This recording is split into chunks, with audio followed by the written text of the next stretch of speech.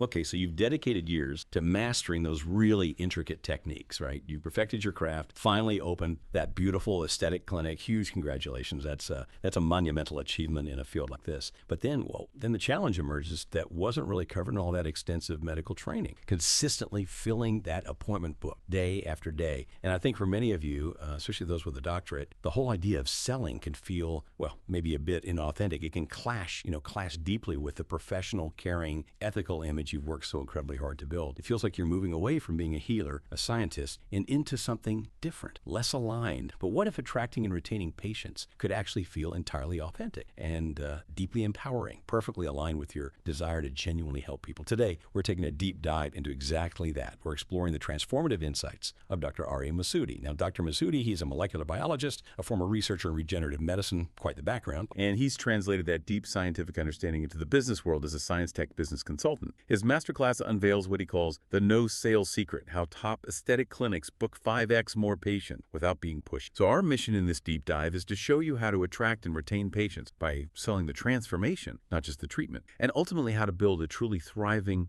fulfilling practice that really honors your professional integrity. Yeah, and what's really fascinating about Dr. Masudi's work is how he completely reframes the whole concept of selling for aesthetic practitioners. This isn't about those, aggressive traditional sales tactics that just feel uncomfortable, maybe even manipulative. It's more about a fundamental shift in your mindset, your approach, moving from just a transaction to something rooted in deep connection and empathy. It's a powerful reframe. I imagine a lot of practitioners hear that and think, yes, that's what I want. Yeah. But, for doctors trained so rigorously in the clinical, the evidence-based side of things, letting go of that purely scientific focus, even a little, might feel like compromising integrity, right? How does Dr. Masudi help practitioners bridge that gap? How do you stay empathetic and outcome-focused without ditching the science? That's a great question, and it's really central to his philosophy. Yeah. Dr. Masudi basically argues that your scientific and clinical excellence, that's your bedrock. It's essential. But it's not always the patient's first concern, not initially anyway. He introduces what he calls the hard truth. Patients don't actually care that much about your technique, at least not right at the start. You could, meticulously explain the G prime of your filler, its elasticity, its firmness, or the precise depth of your microneedling, all the science behind it. But the reality is your patient isn't buying the science directly. They're buying how they will feel after the treatment. Think about the difference. A technical approach might be, this filler has a high cohesive strength for natural-looking volume. Okay, accurate, but a bit cold. Clinical. Exactly. Clinical and cold. Dr. Masudi pushes for something stronger, more resonant. Like, this treatment will soften those shadows under your eyes so you look as refreshed as you feel. No more, you look tired. Comments at work. See the difference? Huge difference. That connects immediately. Right. If we look at the bigger picture, it's understanding your treatments are just the tools, maybe finely tuned tools, but still tools. The real product, the real value is the transformation you help create. It's about translating that science into real personal impact. That distinction is just critical, isn't it? Moving beyond the technical specs to the emotional core. Yeah. So, okay, patients are buying a feeling. How do practitioners actually get to that deeper emotional desire? What's the practical step one? How do you uncover what someone really wants beyond just saying, I want Botox? Well, Dr. Masudi offers this brilliant method. It's simple, but really profound. He calls it the 3 whys.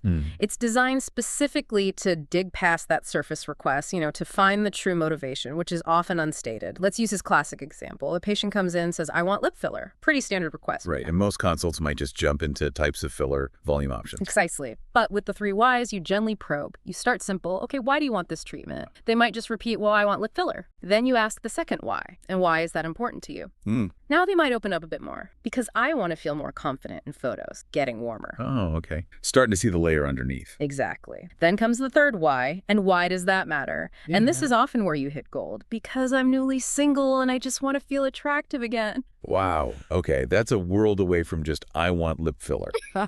You've gone from a simple product request to uncovering a major life event, a deep need for self-esteem, for feeling good again. The whole conversation changes. Absolutely. Now you're not just selling 1 millirel of hyaluronic acid, you're offering a fresh start. You're selling renewed confidence, maybe the excitement of embracing life again. So the action tip from Dr. Masudi here is to consciously shift your language. Instead of saying, okay, we'll inject here and here to add volume, you might rephrase it. Something like, okay, Okay, our goal here is to give you a really natural enhancement so you absolutely love your smile in every photo, especially those candid ones, the ones that really capture your joy. That just reorients everything around their desired outcome. It feels much more collaborative. It completely changes the dynamic. And that reframing, I bet that's a huge relief for practitioners who maybe felt uncomfortable with that traditional closing the sale idea. It flips the whole thing, doesn't it? From a sales pitch to more of a supportive inquiry. Which leads us perfectly into Dr. Masudi's next idea, which sounds a bit counterintuitive at first. He calls it the value paradox. The less you sell, the more you earn. It's about shifting from how can I book this treatment right now to thinking how can I genuinely help this person, whether or not they book today. Yeah, and this is where his concept of building a value bank really shines. It's quite practical. He advises practitioners to proactively give away maybe 3 things of value before a patient ever spends a penny. And crucially, no strings attached. So first, maybe offer a free skin analysis. But the key is, focus only on educating them about their skin, its unique need. No upselling pressure. Just pure education. Pure education. Second, provide something tangible they can take away, like a downloadable guide, maybe the truth about collagen supplements or something relevant. Or he suggests, even better sometimes, just record a simple video. You, behind your smartphone, talking warmly, sharing some genuine expertise. Doesn't need fancy production. Just authentic helpfulness. Exactly. And third, and this one is really powerful for building trust, offer an honest referral if you genuinely believe to be better served elsewhere, maybe by a dermatologist or another specialist. Okay, that last one, the referral, that really stands out.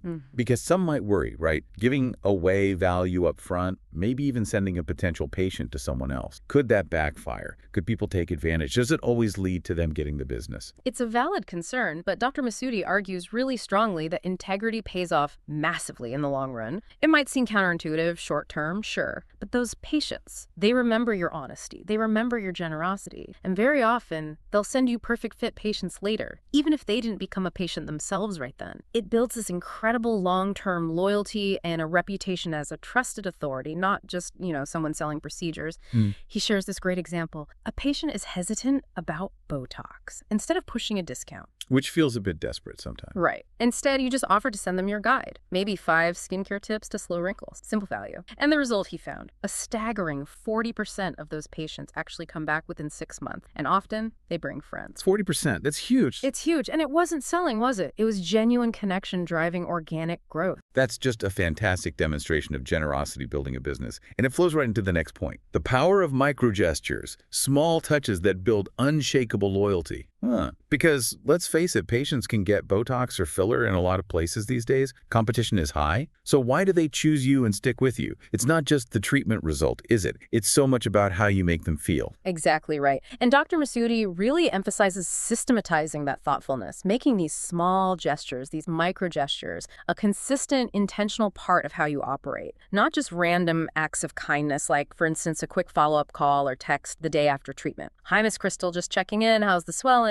Any questions or anything I can help with? It shows you care beyond that appointment slot. Simple, but powerful. Very. Another example, remembering personal milestones. If you know their daughter's wedding is coming up in 3 months, you can proactively reach out. Hey, your daughter's wedding is just 3 months away. Shall we schedule that pre-event glow-up so you feel absolutely radiant? Shows you're really paying attention. It does. And noting preferences. If a patient mentioned being nervous about needles last time, make a note. So next time, you automatically offer numbing cream without them even having to ask again. It anticipates their need. The action tip here is really practical. Create a micro gestures checklist. It's a system, basically, for remembering birthday messages, maybe holiday follow-ups, or even sharing relevant articles you know they'd find interesting based on their concern. It makes sure that genuine care isn't just an impulse, but a repeatable practice. I love that checklist idea. It takes good intentions and makes them actionable, repeatable. That's so valuable when you're busy. And it ties perfectly into this next strategy, becoming the go-to expert in your community, not just another clinic on the block. Thinking of yourself as more than just your practice walls, right? Like a hub of knowledge and connection. That's spot on. Dr. Masudi suggests building what he calls a value network. You can think of it like creating a circle of value, maybe a wolf pack, as he sometimes calls it, a collaborative ecosystem. It involves strategically partnering with, say, 5 complementary professionals. Could be a trusted dermatologist, a nutritionist you respect, a wellness coach, a great beautician, massage therapist, even a wedding photographer or planner if that fits your clientele. Okay, building bridges. Exactly. The idea is to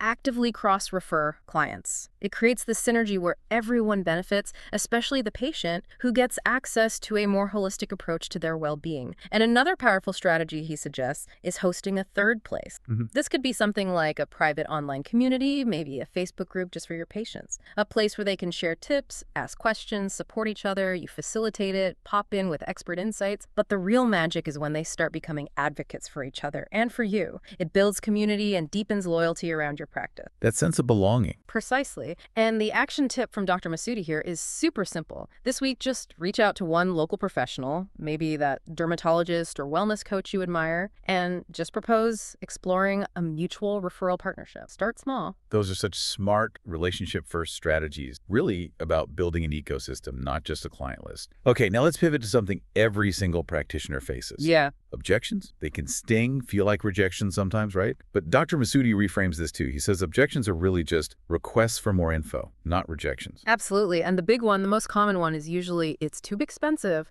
Now, when a patient says that, Dr. Masudi points out, they're rarely saying, I literally don't have the funds. What they're often really saying is, I don't yet see enough value to justify this price, or maybe I don't fully trust this investment yet. Okay. It's about value perception, not just cost. Exactly. So the wrong response is to immediately get defensive, like, but our prices are competitive, or even worse, to immediately offer a discount that just devalues your service and can signal you weren't confident in the original price. Right. It undermines your own value. It does. The right response, according to Dr. Masudi, is empathetic and shifts back to value. Something like, I totally get that cost is an important factor. Can I ask, what budget range feels comfortable for you? Yeah. And maybe more importantly, putting price aside for a moment, what would feeling completely confident, feeling truly transformed, be worth in your life? It brings it back to that core emotional driver. And then he introduces this magic question for when people hesitate. Ooh, a magic question. Tell me more. He suggests asking, if price weren't an issue at all, what one thing would make you feel 100% confident in moving forward with this today? If price weren't an issue, okay, that's clever. Why is that so powerful? What does that question actually uncover? It's powerful because it neatly sidesteps that surface-level price objection. It forces the patient to articulate the real barrier. And very often it turns out it's not really about the money. It might be a lingering doubt about the procedure itself, or maybe trusting you as the practitioner hasn't fully solidified yet. It could be bad timing in their personal life, or maybe just an underlying fear of pain, fear of looking unnatural. So it reveals the true hurdle. Exactly. And once you know the real barrier, you can actually address it directly, honestly, and helpfully. That's a brilliant tool for getting past the smokescreen. Yeah. And speaking of value and persistence, let's talk about follow-up, because there's apparently a fortune hiding there for many practices. Dr. Masudi shares this pretty stark statistic from his research. Most practitioners give up after just 2 follow-up attempts, but the massive 80% of actual sales happen after the 5th interaction. It's a huge gap, a massive missed opportunity. It truly is a huge leaky bucket in many practices. So to capture that opportunity, Dr. Masudi outlines a system. He calls it a value-based follow-up system. The key is it's designed to nurture the relationship, not just chase the booking. So for example, maybe 24 hours after a consultation, you send a quick text or email. Hi, Ms. Crystal. It was great chatting yesterday. Here's that article on post-Botox care I mentioned. Pure value, right? Thoughtful, not pushy. Exactly. Shows you listened and you're still thinking of them. Then maybe 2 weeks later, another touch point. Could be an invite. Hey, I'm hosting a free webinar next month all about skin longevity. Thought you might be interested. You're invited. Again, value, education. Pure value. Then perhaps a month later, just a simple human check-in. Just checking in quickly. How's your skin feeling? Any questions pop up since we last spoke? The action tip here is super practical. Automate maybe 3 email templates for follow-up. But the rule is each one must offer genuine value. No sales pitch allowed in those initial follow-ups. This builds trust, keeps you top of mind, but in a way that feels helpful and authentic, not like you're just chasing their credit card. This all sounds so incredibly actionable.